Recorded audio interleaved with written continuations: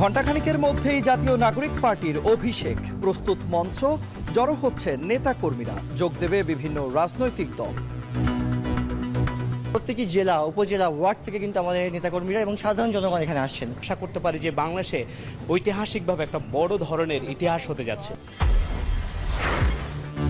আমদানি নির্ভরতা কমাতে 2 বছরে 150 গ্যাস কূপ খননের উদ্যোগ পেট্রো বাংলার, বাড়ানো হচ্ছে বাপেক্সের সক্ষমতা। বাজারে রোজার পণ্যে বাড়তি চাহিদা, দাম স্থিতিশীল বলছেন রাজধানীর ক্রেতারা। দেশের কোথাও কিছুটা চড়া আমিষের বাজার। রিজনেবল ইনশাল্লাহ কিনতে পারতেছি। অন্য দিনের তুলনায় আজকে মাছ এবং মুরগি মাংস প্রচণ্ড দাম। এবং আজ পর্দা নামছে মাসব্যাপী অমর একুশে গ্রন্থমেলার। শেষ দিনে ছুটি থাকায় ব্যাপক ক্রেতা সমাগম, বিক্রি বাড়ার আশা।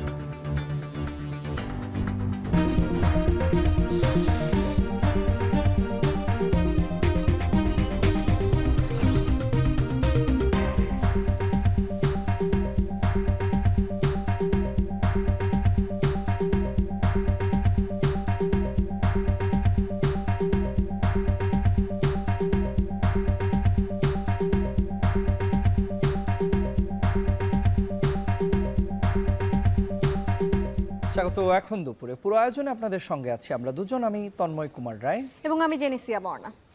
তন্ময়, নতুন রাজনৈতিক বন্দোবস্তের লক্ষ্যে নাহিদ ইসলামের নেতৃত্বে আত্মপ্রকাশ করছে জাতীয় নাগরিক পার্টি এবং ঘণ্টাখানেক পরেই রাজধানীর মানিক মিয়া এভিনিউতে শুরু হবে আনুষ্ঠানিকতা এবং প্রস্তুত মঞ্চ। এবং এরই মধ্যে সারা দেশ থেকে আমরা দেখেছি যে নেতাকর্মী যারা রয়েছেন নতুন দলের, তারা কিন্তু আসতে শুরু করেছেন। বলা চলে যে মানিক মিয়া এভিনিউর যেই রাস্তাটি রয়েছে সংসদ ভবনের ঠিক পাশে, সেটি উৎসবের একটি আমেজ বিরাজ করছে। এবং আমরা আমাদের সহকর্মী জাওয়াদ মাহমুদ এবং সহকর্মী শাহাদাত অভ্র রয়েছে সেখানে, আমরা তাদের কাছ থেকে আমরা বিস্তারিত জানতে চাই।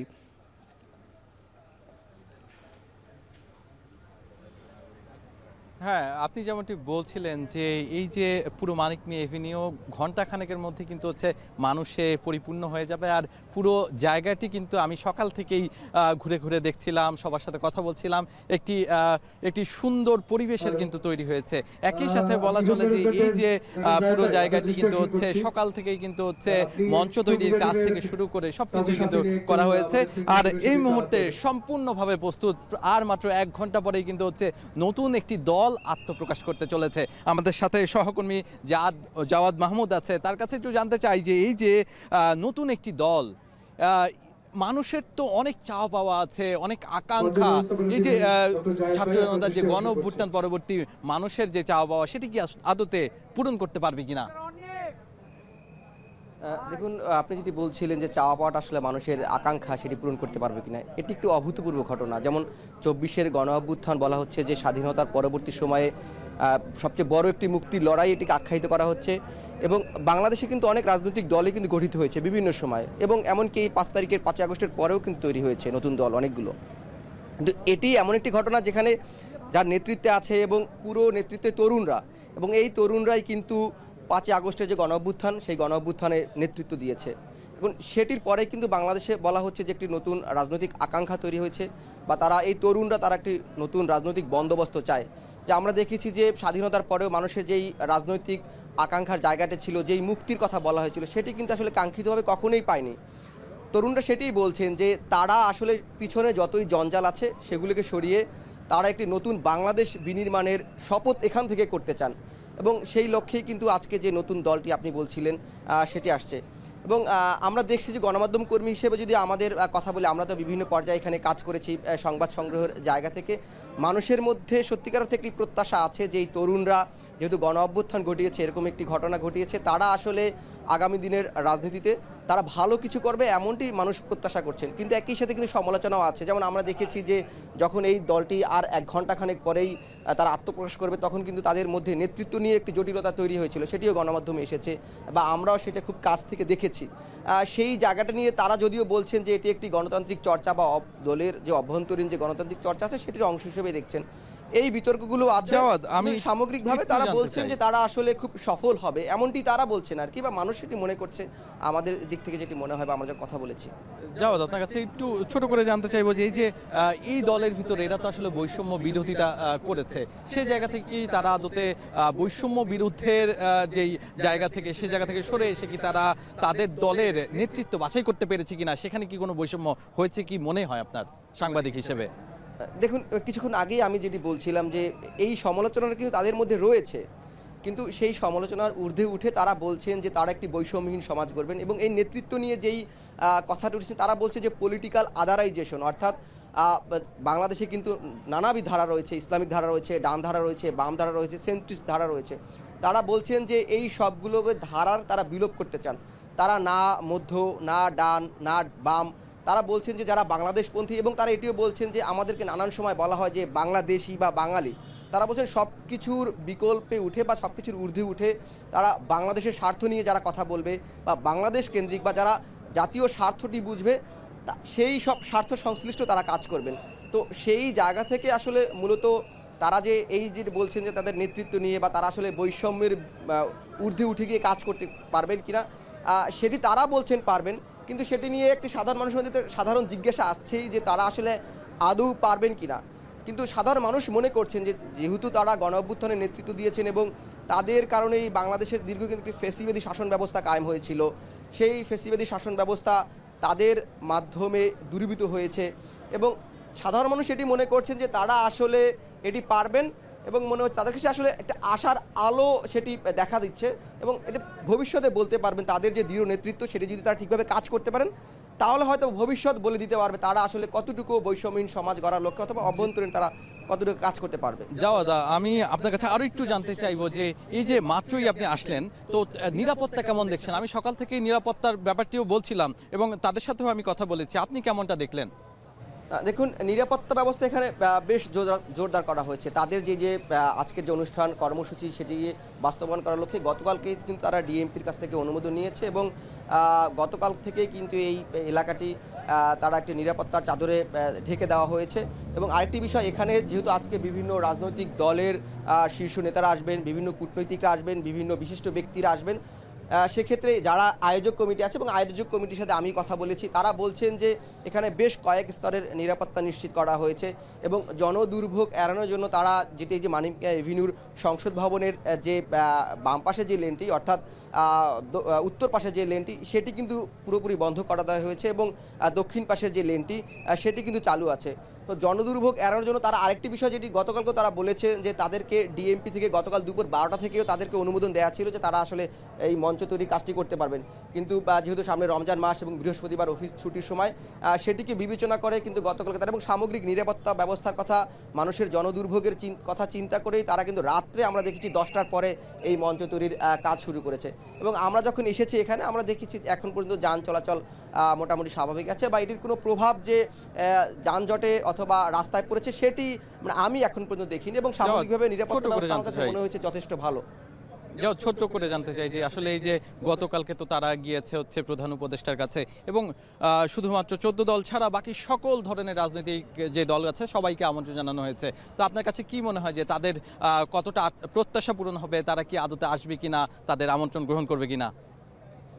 দেখুন, আমরা গতকাল দেখেছি যে তারা বলেছেন বাংলাদেশের যে বড় রাজনৈতিক দলগুলো বিএনপি, জামায়াত এবং অন্যান্য যেই কমিউনিস্ট পার্টি এবং অন্যান্য যেই দলগুলো রয়েছে সবাইকে তারা আমন্ত্রণ জানিয়েছেন। এবং আমরা গতকাল দেখেছি যে হান্নান মাসুদ আর কি এই যে যেদিন নতুন দলেও দায়িত্ব আছেন, তিনি এই যে সংসদ ভবনে বিএনপির এলইডি হলে যে এই সংসদ ভবনেই বিএনপির প্রোগ্রাম ছিল বর্ধিত সভা, সেখানে এসে দাওয়াত দিয়েছেন।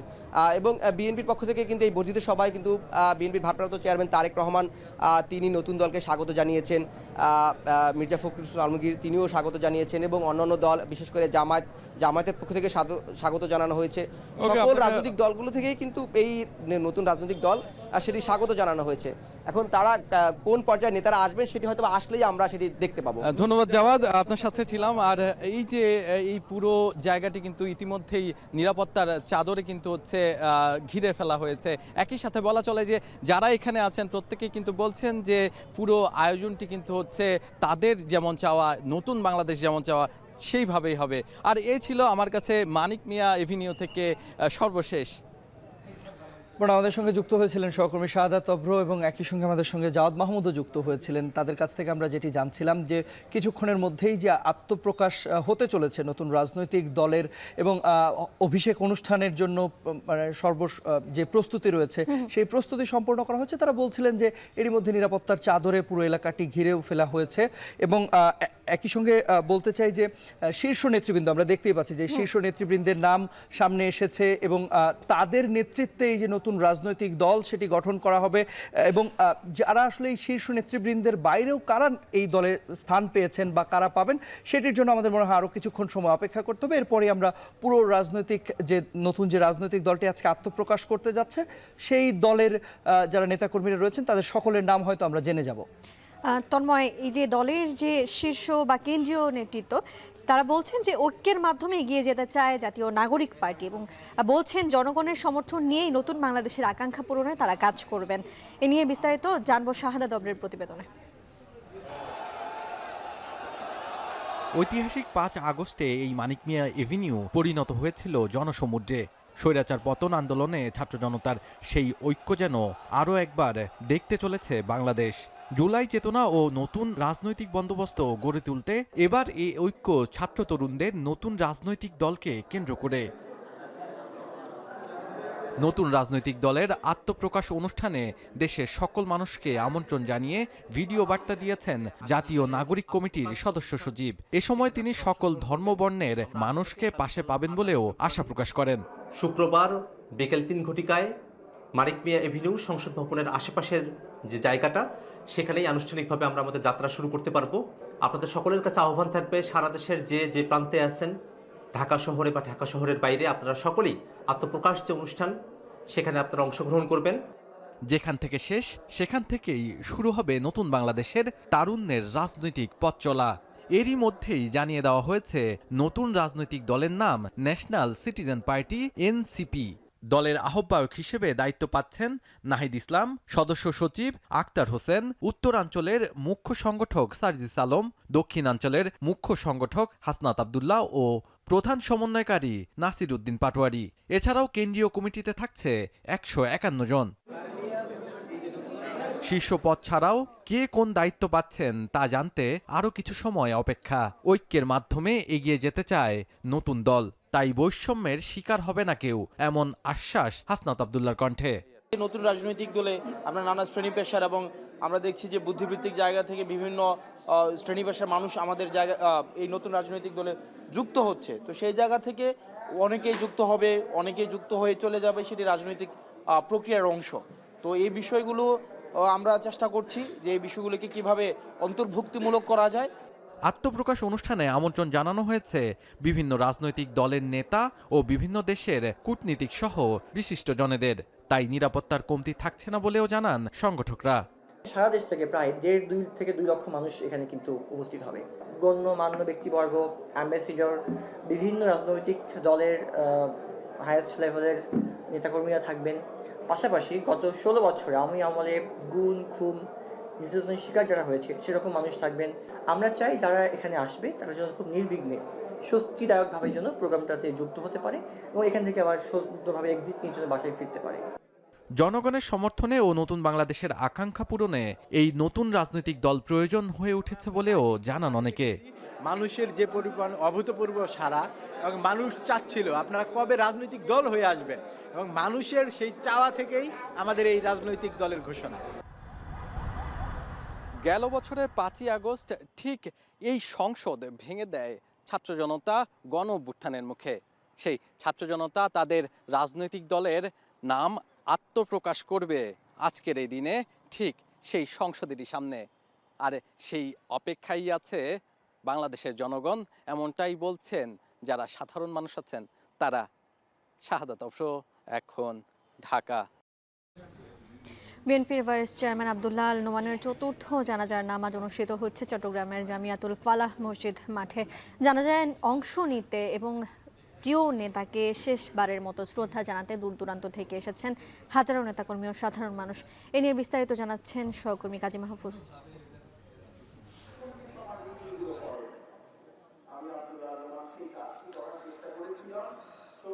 বিএনপির ভাইস চেয়ারম্যান এবং সাবেক মন্ত্রী আব্দুল্লাহ নোমানের চতুর্থ জানাজা চট্টগ্রামের জামিয়াতুল ফালাহ মসজিদ মাঠে একটু পরে শুরু হবে, যেটি আসলে চট্টগ্রামে কিন্তু প্রথম জানাজা। এর আগে 3টি জানাজা ঢাকাতে অনুষ্ঠিত হয়েছে। চট্টগ্রামের জামিয়াতুল ফালাহ মাঠে জুমার নামাজের আগে থেকেই আমরা দেখেছি হাজার হাজার নেতাকর্মী বিএনপির এই বর্ষিয়ার নেতাকে শেষবারের মতো দেখার জন্য এবং জানাজায় শরীক হওয়ার জন্য এসেছেন। পাশাপাশি চট্টগ্রামের সর্বস্তরের মানুষ এখানে জড়ো হয়েছেন জানাজার নামাজে অংশগ্রহণ করতে। বিএনপির পাশাপাশি বিভিন্ন রাজনৈতিক দল, জামায়াত ইসলামের নেতাকর্মীরাও কিন্তু এখানে এসেছেন। এই মুহূর্তে আসলে আব্দুল্লাহ আল নোমানের সন্তান তিনি কথা বলছেন। এর আগে আমরা দেখেছি বিএনপির স্থায়ী কমিটির সদস্য আমির খসরু মাহমুদ চৌধুরী সহ কেন্দ্রীয় বিএনপির নেতারা কথা বলেছেন। চট্টগ্রাম সিটি কর্পোরেশনের মেয়র কথা বলেছেন, মহানগরের নেতৃবৃন্দরা কথা বলেছেন, জামাতের নেতারাও কথা বলেছেন এবং আব্দুল্লাহ আল নোমানের সাথে তাদের যে রাজনৈতিক জীবন বা তারা সময় কাটিয়েছেন, বিভিন্ন আন্দোলন সংগ্রামের স্মৃতিগুলো তারা এখানে তুলে ধরছেন। এবং আব্দুল্লাহ আল নোমান যে চট্টগ্রামে শুধুমাত্র একজন নেতা ছিলেন না, তিনি জাতীয় একজন নেতা ছিলেন, সেই কথাগুলো কিন্তু এখানে উঠে এসেছে বিভিন্ন রাজনৈতিক নেতৃবৃন্দের বক্তব্যের মধ্য দিয়ে। আমরা দেখতে পাচ্ছি আসলে এই মুহূর্তে হাজার হাজার মানুষ জানাজায় অংশগ্রহণ করার জন্য এই জামিয়াতুল ফালাহ মাঠে জড়ো হয়েছেন বিভিন্ন জায়গা থেকে। যেহেতু চট্টগ্রামে এটি প্রথম জানাজা এবং এরপরেই জানাজা শেষে আমরা যতটুকু জানতে পেরেছি যে আব্দুল্লাহ আল নোমানের মরদেহ তার গ্রামের বাড়ি রাউজানের গহিরায় নিয়ে যাওয়া হবে। সেখানে আসরের নামাজের পরে শেষ জানাজা অনুষ্ঠিত হবে। তারপর পরই পারিবারিক কবরস্থানে এই বর্ষিয়ার নেতাকে দাফন করা হবে। আব্দুল্লাহ আল নোমান যে চট্টগ্রামের একজন নেতা ছিলেন তা নয়, তিনি জাতীয় পর্যায়ে কিন্তু দেশের রাজনীতিতে উল্লেখযোগ্য অবদান রেখেছেন। এই কথাগুলো নেতাকর্মীরা বলছেন। তিনি কয়েকটি মন্ত্রণালয়ের মন্ত্রীর দায়িত্ব পালন করেছেন। পাশাপাশি শিক্ষা থেকে শুরু করে ক্রীড়া থেকে শুরু করে চট্টগ্রামের অবকাঠামোগত উন্নয়নে তার অবদানের কথা চট্টগ্রামবাসী আজকেও স্মরণ করছে। আমরা সেই দৃশ্যগুলো এখানে দেখতে পাচ্ছি। আসলে একটু পরেই জানাজা শুরু হবে। আমরা দেখতে পাচ্ছি এখানে জানাজার প্রস্তুতি নেওয়া হচ্ছে এবং জানাজার পরপরই সর্বস্তরের মানুষের জন্য তার মরদেহটি মসজিদের সামনে রাখা আছে। সেখানে তারা শেষ শ্রদ্ধা জানিয়েই জানাবেন। এরপরেই রাউজানে তার মরদেহ নিয়ে যাওয়া হবে। তো এই ছিল আমার কাছে বিএনপির ভাইস চেয়ারম্যান সাবেক মন্ত্রী বীর মুক্তিযোদ্ধা আব্দুল্লাহ আল নোমানের চতুর্থ জানাজার সবশেষ। রমজান শুরুর আগে সাপ্তাহিক ছুটির দিনে ক্রেতাদের ভিড় বেড়েছে রাজধানীর বাজারগুলোতে। তারা জানিয়েছেন আগের বছরের চেয়ে স্থিতিশীল রোজায় জরুরি পণ্যের বাজার দর, তবে কিছুটা বাড়তি আমিষের বাজার। আরও জানাচ্ছেন সিউল আহমেদ। দরজায় কড়া নাড়ছে মাহে রমজান, তার আগে শেষ সাপ্তাহিক ছুটির দিন। রাজধানীর বাজারগুলোতে তাই ক্রেতাদের ভিড় অন্য যে কোনো দিনের চেয়ে বেশি। মাসের শেষে পকেটে টান থাকলেও রমজানের কেনাকাটা করতে বাজারে বেশিরভাগ ক্রেতা। অন্যান্য যে কোনো দিনের চেয়ে বাজারে রোজার পণ্য হিসাবে পরিচিত ছোলা, বুট, বেসন, চিনি, পেঁয়াজ, আলুসহ জরুরি পণ্যের চাহিদাই সবচেয়ে বেশি। ক্রেতারা বলছেন বিগত বছরগুলোর তুলনায় রমজানের পণ্য ক্রয় করে খুশি তারা, কারণ দাম নাগালের মধ্যেই। আমি আজকে যেমন পেঁয়াজ নিলাম 40 থেকে 42 টাকা করে কেজি, আলু বলেন, অন্য জিনিস বলে বেগুন বলেন, ওইভাবে দাম বাড়েনি আর কি। এর আগে যেভাবে প্রত্যেক বছর রমজান আগে যে হারে দাম বাড়তো ওইভাবে দামটা বাড়েনি। অন্য রমজানে দেখছি যে হুট করে অনেক দাম বাড়িয়ে দিত, কিন্তু এবার ওইভাবে বাড়ে নাই। আগে যে দামটা ছিল এটা এখনো আছে। টলার দাম ঠিক আছে, লেবুর দামটা বেশি, অন্যান্য দামগুলো ঠিক আছে। এদিকে বিক্রেতারা বলছেন বাজারে পণ্য সরবরাহ ও দাম স্থিতিশীল আছে। আগের দামেই বিক্রি হচ্ছে চিনি, ছোলা, বুট, বেসন সহ অন্যান্য পণ্য। তবে বাজারে রয়েছে সয়াবিন তেলের সংকট। দাম সব কিছু আগের দামে আছে, দাম কমে আছে। সোলার কেজি বেশি 110 টাকা, আর ডাব্লিউ হচ্ছে 70 টাকা কেজি, চিনি 120 টাকা, আর বেসন বুটেরটা 130 টাকা বিক্রি করি, আর হ্যাঙ্কারেরটা 80 টাকা। আর বাজারে তেলটাই শুধু নাই, আর সব কিছুর দাম আগেরটাই আছে, আর সব কিছুই পাওয়া যাইতেছে। এগুলো সব কিছু রেটই ঠিক আছে, রেট গত বছর তুলনা অনেক কম আছে, শুধু হয়রানি হয় তেল লইয়া। বাজারে পণ্যের দাম বাড়ার মধ্যে শুধু তেলের একটু ক্রাইসিস, আর সবগুলো মোটামুটি ভালো আছে। আগে যেমন ছোলা 120 টাকা ছিল, এখনও সেম 120 টাকা আছে, 110 টাকা আছে এরকম। না, চিনি আগেও ছিল এই দাম 120 টাকা কেজি, এখনও 120 টাকা। এদিকে মাংস ও সবজির বাজারে কিছুটা বেড়েছে। পেঁয়াজ কেজি প্রতি বেড়েছে 2 টাকা। আর সামাজিক অনুষ্ঠান বৃদ্ধির ফলে কিছুটা বেড়েছে খাসির মাংসের দাম। তবে অপরিবর্তিত রয়েছে গরুর মাংসের দাম। এই খাসির মাংসের দাম আপনি কোনো সব জায়গায় চাহিদা আছে, সবাই বিদেশ করে না, 1.5 গ্রামও বিয়া শাদী সব খাসির চাহিদা বেশি। আগে ছিল 1200, এখন 100 টাকা। আজকে 3 মাস ধরে দাম বাড়ছে মালের। এক জানুয়ারি 3000 4000 টাকা বাড়তি এক পার খাসিতে। মালের কোনো অভাব নাই, এখন ভরপুর মাল, এখন মালের অভাব নাই। একবার কোরবানোর জন্য যাবে পেঁয়াজে, আসল যে পেঁয়াজ দানার পেঁয়াজ যেটা উঠবে 2-1 দিন মেরে। হালকা কিছু বাড়ছে, বেগুনের দামটা একটু হালকা বাড়ছে, বেশি বাড়ে নাই। কাঁচামরিচ 50-60 টাকা, ওটা রোজার আগে বিক্রি করছে, আজকেও বিক্রি করছে। টমেটোর দাম একটু বাড়ছে। বাজার স্থিতিশীল রাখতে সরকারের পক্ষ থেকে বাজার তদারকির দাবি জানান ক্রেতারা। বাজারটা নিয়ন্ত্রণ করার জন্য সরকার অবশ্যই এদের মনিটর করা উচিত, যেন সমস্ত দোকানগুলি চেক করা উচিত কন্টিনিউ, যেন ঠিক মতন কাস্টমাররা পাচ্ছে কি না। গভর্নমেন্ট থেকে ডিরেক্ট তদারকি করে আমার মনে হয় এটা ভালো। কারণ হচ্ছে কি যে ওনাদের মধ্যে তো কোনো পলিটিক্যাল বা অন্য কোনো কিছু প্রেশার নাই, তাহলে এটা মানুষের জন্য যদি উনি ভালো কিছু করে আসলে এটা আমাদের জন্যই ভালো হবে। অন্যদিকে বাজার ঘুরে দেখা গেছে এক সপ্তাহের ব্যবধানে ব্রয়লার ও সোনালী মুরগির দাম বাজার ভেদে কেজিতে 10 থেকে 20 টাকা বেড়েছে। সিউল আহমেদ, এখন, ঢাকা। এদিকে রাজধানীর বাইরেও বেশিরভাগ স্থানে স্থিতিশীল কাঁচা পণ্যের বাজার, তবে কোথাও কোথাও মাছের সরবরাহ কমায় বেড়েছে দাম। কিছুটা চড়া আমিষের বাজারও। বিস্তারিত প্রতিবেদনে। সাপ্তাহিক ছুটির দিন, তার উপর রোজার আগের কেনাকাটা, সব মিলিয়ে বাজারে উপচে পড়া ক্রেতা সমাগম। কেনাবেচায় জমজমাট সারা দেশের বাজার। চট্টগ্রামের 2 নম্বর গেট কর্ণফুলী বাজারে অপরিবর্তিত অধিকাংশ কাঁচা পণ্যের দাম। মানভেদে আলু প্রতি কেজি বিক্রি হচ্ছে 25 টাকা পর্যন্ত। বাঁধাকপি, ফুলকপি, মূলা, শিম, টমেটো সহ শীতকালীন সব সবজি বিক্রি হচ্ছে 20 থেকে 40 টাকার মধ্যে। তবে গত সপ্তাহের তুলনায় কিছুটা বেড়েছে বেগুন, শসা ও লেবুর দাম।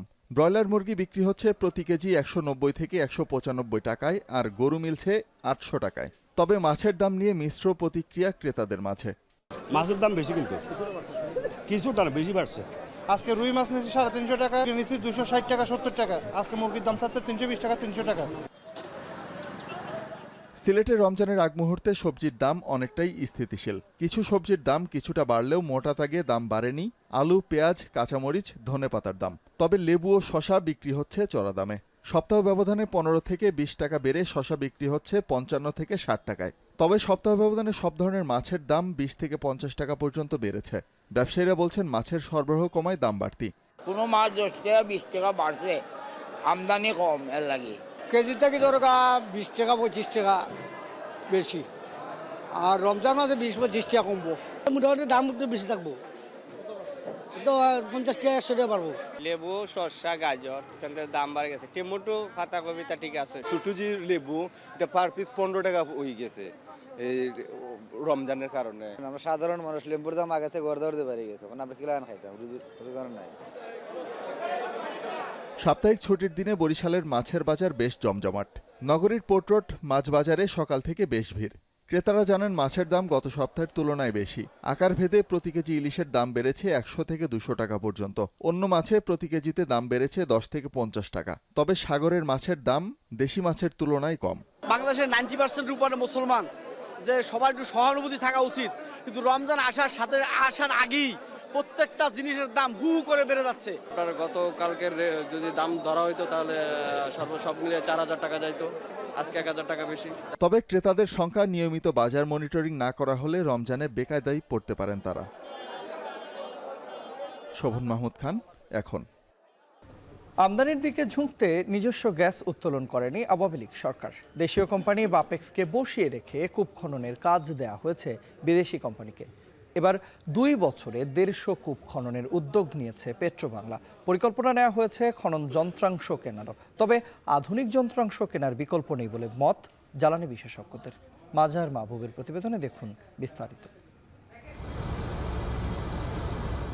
দেশে 15টি গ্যাস ক্ষেত্রের 73টি কূপ উৎপাদনে রয়েছে। 3টি নিজস্ব কোম্পানি খনি থেকে দৈনিক গড়ে উত্তোলন করছে 750 মিলিয়ন ঘনফুট গ্যাস। বিপরীতে বিদেশি কোম্পানি শেভরন একাই উত্তোলন করছে 1150 মিলিয়ন ঘনফুট। বাকি 750 মিলিয়ন এলএনজি মিলে মোট সক্ষমতা 2650 মিলিয়নের কিছু বেশি। গড় ঘাটতি প্রায় 1500 মিলিয়ন ঘনফুট গ্যাস।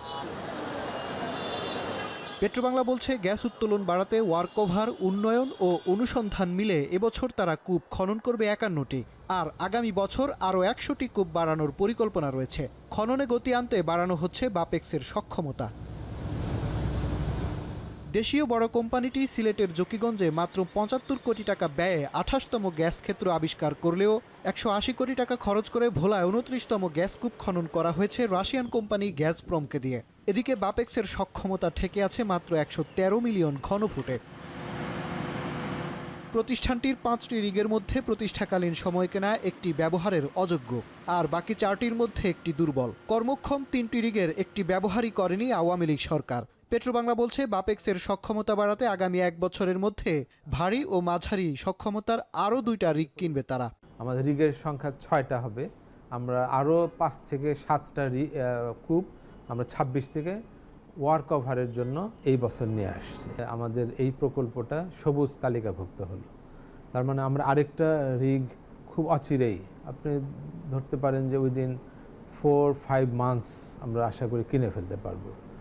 জ্বালানি বিশেষজ্ঞরা বলছেন সংকট মেটাতে গ্যাস উত্তোলনের সক্ষমতা বাড়ানোর বিকল্প নেই। তবে বিদেশি কোম্পানিগুলোর সঙ্গে প্রতিযোগিতায় টিকতে হলে গভীর কূপ খনন সক্ষমতার রিগ কেনার বিকল্প নেই বলেও মনে করেন তারা। 2000 হর্স পাওয়ারের বিজয় 10 রিগ, সেটা এখন যে জামালপুরে গেছে, সেটা 3113 মিটারে যে স্টাক পাইপ করছে। স্টাক পাইপ করার পর পাইপ ছুটাইতে পারে নাই, তারা 100 মিটার পাইপ কেটে উপরে চলে আসছে। স্টাক পাইপ হলে রিজার্ভারটা নষ্ট হয়ে যায় এবং ওই কূপ দিয়ে গ্যাস উত্তোলন হয় না। যেমন সিলেট 10-এ স্টাক পাইপ হয়েছে, সিলেট 9-এ স্টাক পাইপ হয়েছে, ঠিক আছে। এখন যেটা আমাদের একটু পাওয়ারফুল রিগ প্রয়োজন। গ্যাসের সংকট মেটাতে 2018 সালে এলএনজি আমদানিতে বড় চুক্তিতে যায় আওয়ামী লীগ সরকার। ফলে 2021 সালে 6 বছরে 46টি কূপ খননের পরিকল্পনা নেওয়া হলেও 5 আগস্টের আগ পর্যন্ত খনন করা হয়েছে মাত্র 9টি। জাতীয় গ্রিডে গ্যাস যুক্ত হয়েছে লক্ষ্যমাত্রার 9%, ঘাটতি মিটেছে মাত্র 1.5%। মাঝার মাহবুব, এখন ঢাকা। আজ পর্দা নামছে অমর একুশে গ্রন্থমেলার শেষ দিনে এসে মেলায় লেখক পাঠক উপস্থিতি কেমন তা জানাতে যুক্ত হচ্ছেন তাজফিহা উখরোজ। উখরোজ, বইমেলার শেষ দিনে কেমন সাড়া পাচ্ছেন বিক্রেতারা জানতে চাই।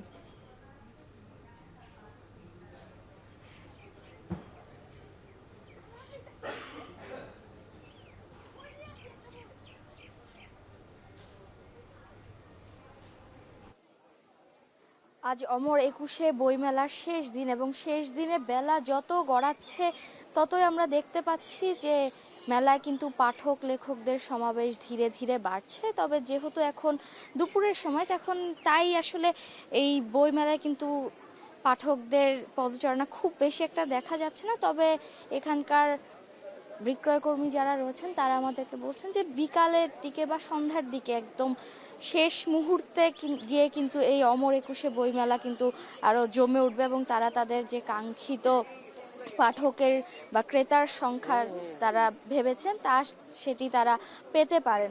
এছাড়া ভিড় নিয়ে যদি বলতে হয়, আমরা আসলে সকাল থেকেই এই অমর একুশে বইমেলায় অবস্থান করছি এবং আমরা দেখেছি যে সকাল থেকে আসলে যখনই পাঠকদের জন্য এই বইমেলার দরজা খুলে দেওয়া হয়েছিল তখন থেকে আসলে শিশু থেকে শুরু করে বয়োবৃদ্ধ সকলেই তারা পরিবার পরিজন নিয়ে, বন্ধু বান্ধব নিয়ে এই বইমেলায় আসছেন এবং শেষ দিন এই বইমেলার এবং সরকারি ছুটির দিন, তো দুই মিলিয়ে কিন্তু আসলে এই বইমেলায় আজকের দিনে অন্যান্য দিনের তুলনায় পাঠক সমাবেশ একটু বেশি হবে বলে এখানকার যারা বিক্রয়কর্মী রয়েছেন তারা আশা করছেন। এছাড়া যে কি ধরনের বই আসলে তারা কিনতে আগ্রহী সে ব্যাপারে আমরা এখানকার পাঠকদেরকে জিজ্ঞাসা করেছি এবং তারা আসলে বলছিলেন যে যেহেতু জুলাই পরবর্তী আন্দোলনের সময় আসলে এই বইমেলাটি হচ্ছে এবং তার ফলশ্রুতিতে আসলে আমরা তাদের কাছ থেকে জানতে পেরেছি যে তরুণ তরুণীদের মধ্যে বিশেষ করে সমাজবিজ্ঞান কিংবা রাজনৈতিক বিশ্লেষণাত্মক ধর্মী যেই ধরনের বইগুলো রয়েছে সেই বইগুলোর প্রতি আসলে তারা বেশি ঝুঁকছেন। যেখানে আমরা আসলে অন্যান্য বার দেখতে পেতাম যে উপন্যাস কিংবা গল্প নির্ভর যে বইগুলো রয়েছে সেগুলো আসলে তারা কিনতেন, কিন্তু এই বছর সেই চিত্রটির কিছুটা পরিবর্তন ঘটেছে এবং আমরা দেখেছি যে জুলাই পরবর্তী রাজনৈতিক পরিবর্তনের ফলে তরুণরা আসলে ইতিহাস এবং রাজনৈতিক নির্ভর যে বইগুলো রয়েছে সেগুলোর প্রতি তারা বেশি আগ্রহ প্রকাশ করছেন। এছাড়া ভিড় নিয়ে যদি বলি, যেহেতু আজ সাপ্তাহিক ছুটির দিন এবং অমর একুশে বইমেলার সর্বশেষ দিন, তাই সব মিলিয়ে আসলে ধীরে ধীরে এই বইমেলা প্রাঙ্গণ কিন্তু লেখক পাঠকদের সমাবেশে মুখরিত হয়ে উঠছে। তো এই ছিল আমার কাছে বইমেলা প্রাঙ্গণ থেকে সবশেষ। কক্সবাজারের নৈসর্গিক সৌন্দর্য বিশ্ব দরবারে তুলে ধরতে প্রথমবারের মতো বাংলাদেশ সেনাবাহিনী এবং কক্সবাজার জেলা প্রশাসনের উদ্যোগে অনুষ্ঠিত হয়েছে marine drive race 2025। Ride for glory নামের এই প্রতিযোগিতায় 6টি ক্যাটাগরিতে দেশি বিদেশি 26 জন নারী ও 374 জন পুরুষ সাইক্লিস্ট অংশগ্রহণ করেন। প্রতিযোগিতার শেষে বিজয়ীদের হাতে তুলে দেন পুরস্কার সেনাপ্রধান ওয়াকারুজ্জামান। এ সময় সেনাপ্রধান বলেন, তরুণ প্রজন্ম এ ধরনের প্রতিযোগিতার মাধ্যমে সুস্থ জাতি ও দেশ গঠনে ভূমিকা রাখবে। দেশব্যাপী এ ধরনের প্রতিযোগিতার আয়োজন অব্যাহত থাকবে বলেও জানান সেনাপ্রধান। এমন আয়োজন শারীরিক সুস্থতা বজায় রাখতে ও সচেতনতা তৈরিতে ভূমিকা রাখবে বলে মনে করেন অংশগ্রহণকারীরা। ইয়াং জেনারেশন প্রতিনিয়ত এই ফিজিক্যাল অ্যাক্টিভিটিসে যেন জড়িত থাকে, এটা দেশ এবং জাতি গঠনে, সুস্থ একটা জাতি গঠনে একটা গুরুত্বপূর্ণ ভূমিকা পালন করবে। আগামী 4 মার্চ থেকে মেক্সিকো ও কানাডার পণ্যে 25% ও চীনা পণ্যে 35% শুল্ক আরোপ কার্যকর করেছে যুক্তরাষ্ট্র। অন্যদিকে বাণিজ্যিক অংশীদারদের ওপর পারস্পরিক শুল্ক কার্যকর হবে 2 এপ্রিল থেকে। ট্রাম্পের দাবি, যুক্তরাষ্ট্রে ভয়াবহ মাদক ফ্যান্টানিলের অবাধ প্রবাহ রুখতে কার্যকর ব্যবস্থা নেয়নি 3 দেশ। তবে পণ্যে শুল্ক আরোপ এড়াতে সময়সীমার মধ্যেই যুক্তরাষ্ট্রের সঙ্গে বাণিজ্যিক সমঝোতা করার বিষয়ে আশাবাদী কানাডা ও মেক্সিকোর সরকার প্রধান। আরও জানাচ্ছেন নাফি আরমান মনন। শুল্কারোপের হুমকি দিয়ে কিছুদিন পরপরই বাণিজ্য যুদ্ধের শঙ্কা জাগিয়ে তুলছেন ডোনাল্ড ট্রাম্প। এরই ধারাবাহিকতায় নতুন করে আবারও হুমকি দিলেন মার্কিন প্রেসিডেন্ট। ব্রিটিশ প্রধানমন্ত্রীর সঙ্গে বৈঠকের সময় ট্রাম্প জানান, মেক্সিকো ও কানাডার পণ্যে 25% ও চীনা পণ্যে 35% শুল্ক আরোপ করা হচ্ছে, যা কার্যকর হবে মার্চের 4র্থ দিন থেকে। অন্যদিকে 2 এপ্রিল থেকে বাণিজ্য অংশীদারদের বিরুদ্ধে কার্যকর করা হবে পারস্পরিক শুল্ক আরোপ। Everybody I've spoken to said that's fair, and it is.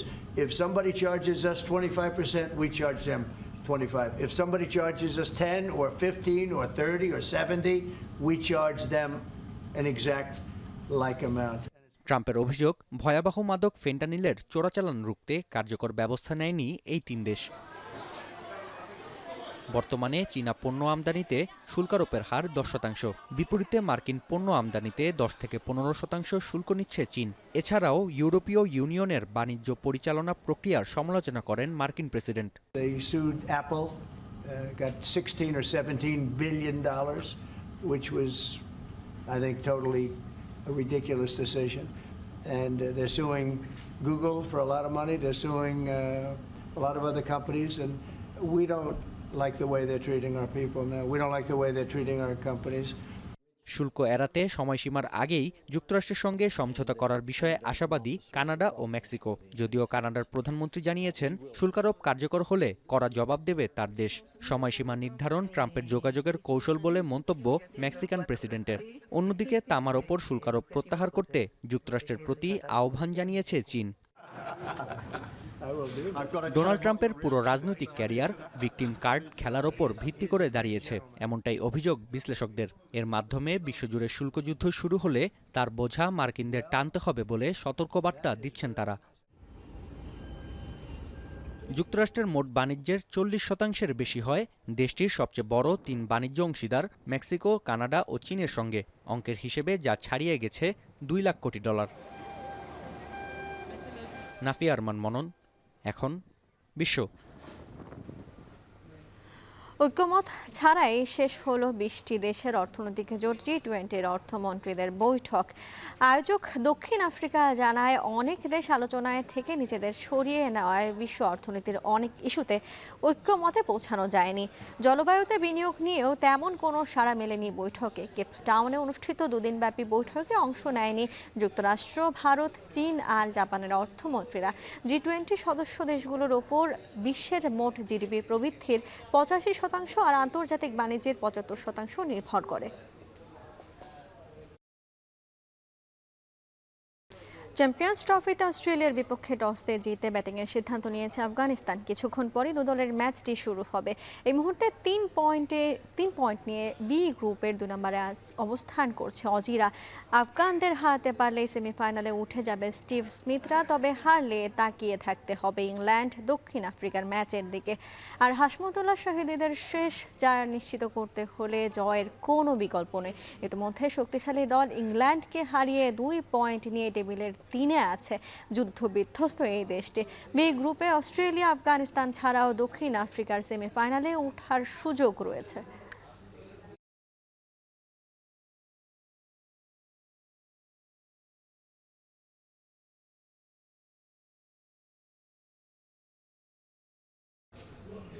শেষ করব এখন দুপুর, তবে তার আগে শিরোনামগুলো জানিয়ে দিব আরও একবার। কিছুক্ষণের মধ্যেই জাতীয় নাগরিক পার্টির অভিষেক, প্রস্তুত মঞ্চ, জড়ো হচ্ছেন নেতা কর্মীরা, যোগ দেবে বিভিন্ন রাজনৈতিক দল।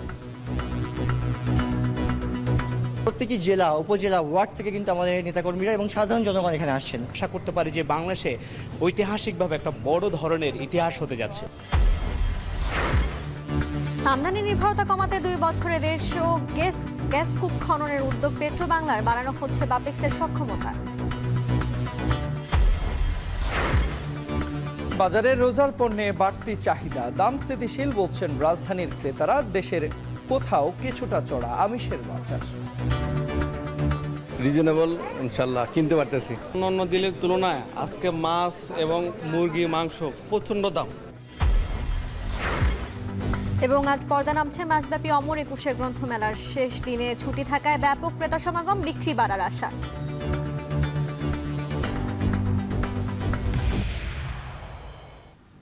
এর মধ্য দিয়ে শেষ করছি এখন দুপুর। যাওয়ার আগে জানাতে চাই, এখন টেলিভিশন ওয়েবসাইটে দেখতে হলে ভিজিট করুন www.ekon.tv। ফেসবুকে দেখুন facebook.com/tv.ekon, আর ইউটিউবে দেখুন youtube.com/c/ekontv।